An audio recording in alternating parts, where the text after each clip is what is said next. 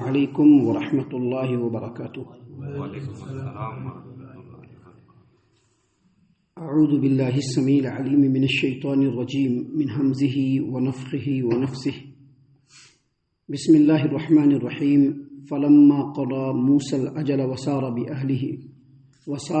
بأهله آنس من جانب الطور نارا قال لأهلهم كثوا إني آنست نارا لعلي آتيكم منها بخبر أو جزوة من النار لعلكم تصطلون فلما أتاها نودي من شاطئ الوادي الأيمن في البقعة المباركة من الشجرة أن يا موسى إني أنا الله رب العالمين۔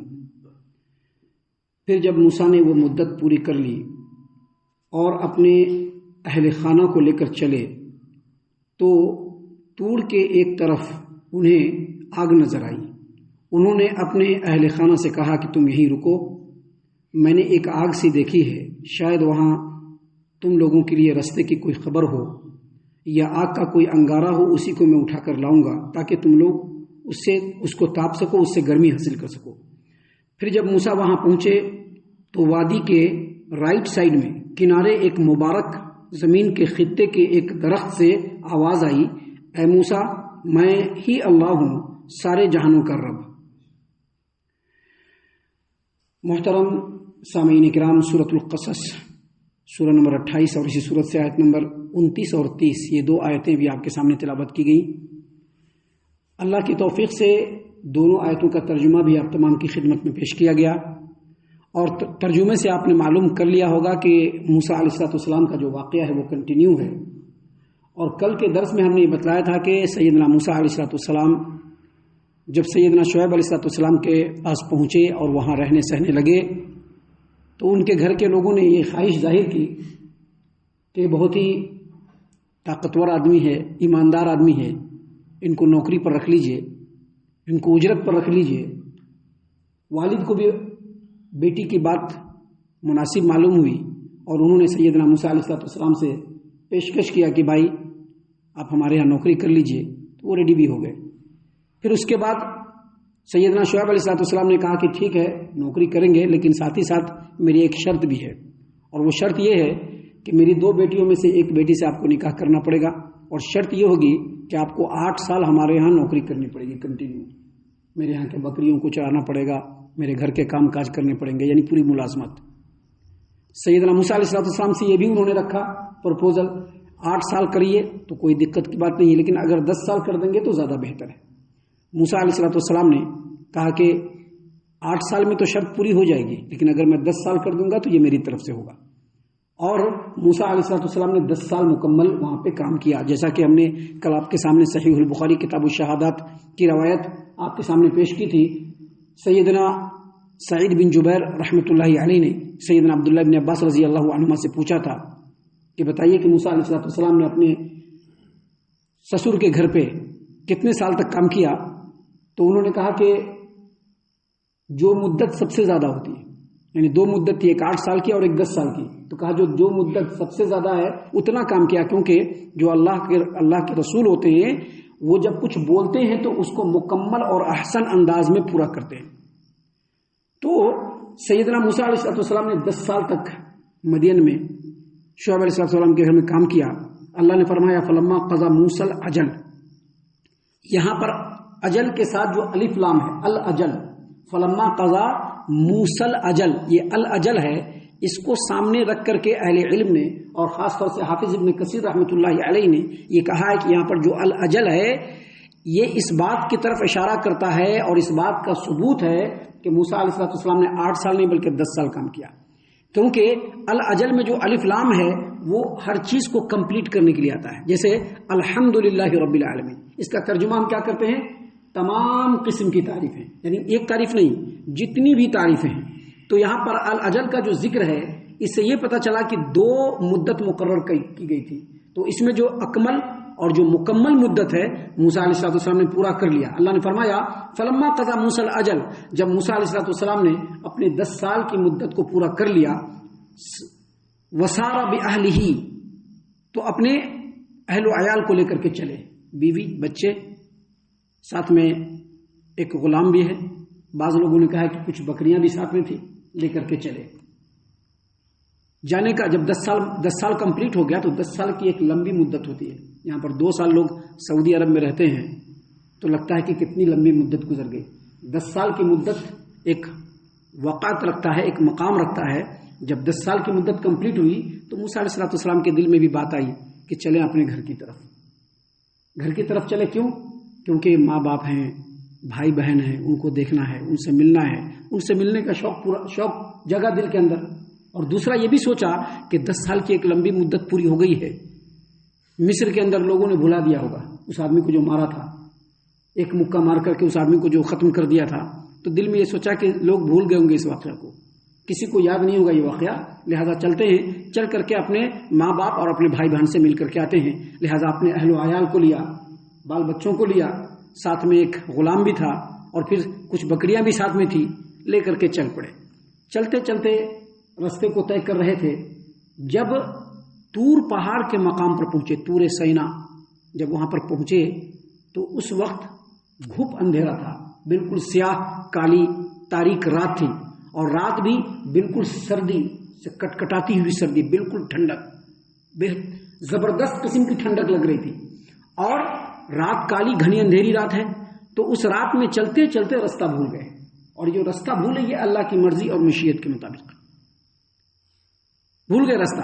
اللہ تبارک و تعالیٰ نے فرمایا وَسَارَ بِأَهْلِهِ مِنْ جَانِبِ الطُّورِ نَارًا, وَسَارَ بِأَهْلِهِ مِنْ جَانِبِ الطُّورِ نَارًا, اور اپنے اہل و عیال کو لے کر چلے تو طور پہاڑ کے ایک طرف انہیں ایک آگ نظر آئی. یعنی رستہ تو بھول گئے, اب رستہ کوئی بتانے والا نہیں ہے, رات بالکل تاریک ہے, سیاہ ہے, کوئی آدمی نہیں وہاں پر پتہ چلے گا. سب لوگ اپنے اپنے ٹھور ٹھکانے میں چلے گئے ہیں. یہ جا رہے ہیں اور جاتے جاتے رستہ بھول گئے, اور بھولے ہوئے رستے میں چلتے چلتے دائیں جانب طور پہاڑ کے قریب ان کو آگ نظر آئی.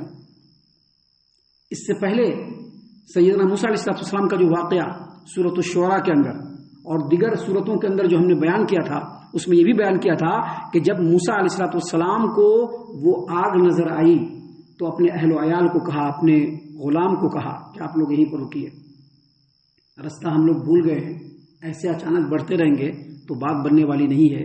وہاں پہ ادھر دائیں طرف آگ نظر آ رہی ہے, وہاں جا کر کے دیکھیں گے شاید کوئی آدمی وہاں پر ہوگا.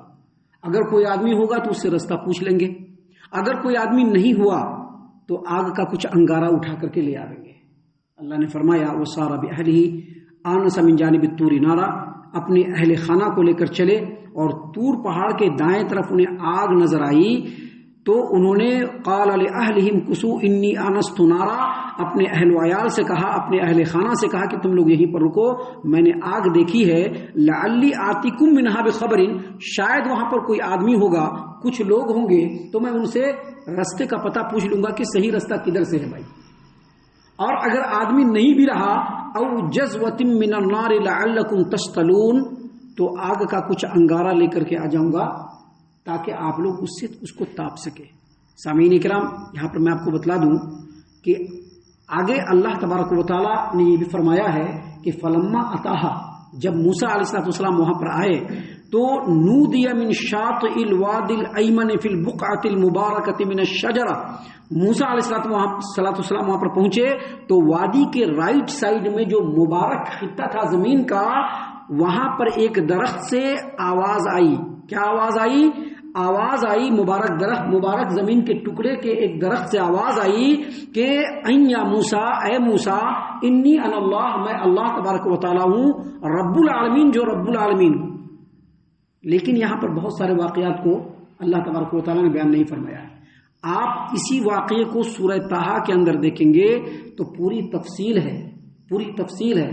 اللہ تبارک و تعالیٰ نے سورہ طٰہٰ کے اندر فرمایا ہے کہ جب موسیٰ علیہ السلام وہاں پر پہنچے تو اللہ تبارک و تعالیٰ نے فرمایا کہ اے موسیٰ, تو مبارک وادی میں آیا ہے, تو مبارک وادی میں آیا ہے. فخلع علیک انک بالوادی المقدس طویٰ, تو مبارک وادی میں پہنچا ہے, لہذا سب سے پہلے اپنی تو جوتے کو اتار لے. انک بالوادی المقدس طویٰ وانا اخترتک, اور میں نے تم کو چن لیا ہے.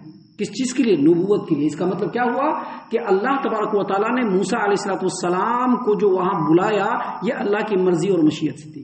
رستہ جو بھولے وہ اللہ تبارک و تعالیٰ کی مرضی اور مقدر سے تھا. वगरना ऐसे रास्ता नहीं भूल सकते थे, लेकिन अल्लाह तबारक व तआला को ये मर्जी थी, अल्लाह की तरफ से ये मुकद्दर था कि मूसा अलैहिस्सलाम को चुना जाए, उनको रसूल बनाया जाए। लिहाजा सूरह तहा के अंदर है कि अल्लाह तबारक व तआला ने सबसे पहले कहा कि अपने जूते को उतारो, और फिर कहा वो अनख्तरतुका, और मैं तुमको अपनी नबूवत के लिए चुन रहा हूं अपनी तरफ से, फस्तमि लिमा यूहा, और फिर जो कुछ तुम्हारी तरफ वही की जा रही है उसको गौर से सुनो। और फिर कहा इन्नी अनल्लाहु ला इलाहा इल्ला अना फअबुदनी व अक़िमिस सलाता लिज़िक्री, मैं अल्लाह तबारक व तआला जिसके अलावा कोई इबादत के लायक नहीं, लिहाजा मेरी इबादत करो और मेरे याद के लिए नमाज को कायम करो। और फिर कहा इन्न सआता आतियतुन अकादु उख्फीहा लितुज्जा कुल्ल नफ्सिन बिमा तसआ, मैं इस दुनिया के खत्म करने के बाद कयामत को कायम करने वाला हूं, ताकि जो इस दुनिया में कोशिश करे उसको उसका बदला दिया जाए। इस दुनिया में कोशिश करे क्या मतलब, अगर नेकी का कोशिश करेगा नेक बदला दिया जाएगा उसको, बदी का कोशिश करेगा तो बदी का बदला दिया जाएगा। तो ये सारी बातें वहां पर अल्लाह तबारक व तआला ने बयान फरमाई है, लेकिन उन तमाम बातों को यहां पर अल्लाह तबारक व तआला ने बयान नहीं फरमाया। इससे पहले जो इन आयतों की तफसीरें हमने बयान की है, उन तफसीरों में हमने ये भी कहा था सलफ सालिहीन के फहम की रोशनी में, मुफस्सिरीन के आसार की रोशनी में, कि जब मूसा अलैहिस्सलाम उस मकाम पर पहुंचे जहां पर उन्होंने आग देखा था, कहा ना कि मुझको आग नजर आया है, और चलते चलते आए तो वादी के दाएं साइड में जो जमीन का खित्ते मुबारक था उसमें एक दरख्त था, और दरख्त से आवाज आई। असल में वो जो आग था, आग जो दिख रहा था, वो असल में उसी दरख्त के जड़ से निकल रहा था, और वो उस आग ने पूरे दरख्त को अपने लपेटे में लिया हुआ था, लेकिन आग से रत्ती भर भी धुआं नहीं निकल रहा था। आग जो जल रहा था तो ऐसा लग रहा है कि जैसे आजकल बरकी कुमकुमा लगा रहता है, पूरा ऐसा खड़ा हुआ और उसमें से कुछ भी धुआं नहीं निकलता है, वैसे ही वो आग पूरे पेड़ को अपने लपट में लिए हुआ है, और उस आग से कोई धुआं नजर नहीं आ रहा है, और उस आग की रोशनी से पूरा जो माहौल है वो बिल्कुल जगमग जगमग कर करके एक अलग पुररौनक माहौल का मंजर पेश कर रहा है। और मूसा अलैहिस्सलाम जब वहां पर पहुंचते हैं तो देखते हैं कि उस आग के दरमियान भी पेड़ जो है वो बिल्कुल हरा भरा है, और उस हरे भरे पेड़ से अल्लाह तबारक व तआला की तरफ से आवाज लगाई जा रही है। इसीलिए मूसा अलैहिस्सलाम को मूसा कलीमुल्लाह कहा जाता है कि अल्लाह तबारक व तआला ने यहीं पर उनको पहली मर्तबा हम कलामी का शर्फ बख्शा और कहा या मूसा, ऐ मूसा, इन्नी अनल्लाह, मैं ही अल्लाह तबारक व तआला हूं, रब्बुल आलमीन, जो तमाम जहानों का पालने वाला है। यहां तक ये बात कंप्लीट होती है, आगे वाकया और कंटिन्यू है। हालांकि ये सारी बातें हम लोगों ने सुन रखी है, लेकिन इन बातों को सुनने का और इन पर गौर व फिक्र करने का मकसद ये है कि हम लोगों को अल्लाह तबारक व तआला की वहदानियत पर यकीन होना चाहिए, और इस बात पर यकीन होना चाहिए कि इस पूरे कायनात का तन्हा रब अल्लाह तबारक व तआला है, वही इबादत के लायक है, उसके अलावा कोई भी इबादत के लायक नहीं। आगे वाकया कंटिन्यू हुई जो इंशाअल्लाह कल हम आपके सामने पेश करेंगे।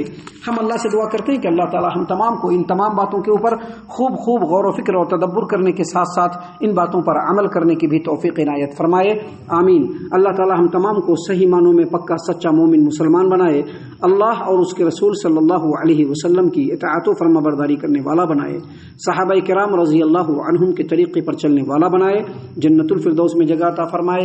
ऐ अल्लाह हम तमाम को जहन्नम से पनाह दे, ऐ रब्बल आलमीन हम तमाम को जहन्नम से पनाह दे, ऐ मालिकल मुल्क हम तमाम को जहन्नम से पनाह दे, आमीन या रब्बल आलमीन। व मा अलैना इल्लल बलागुल मुबीन। الذي نزل الفرقان على عبده ليكون للعالمين نذيرا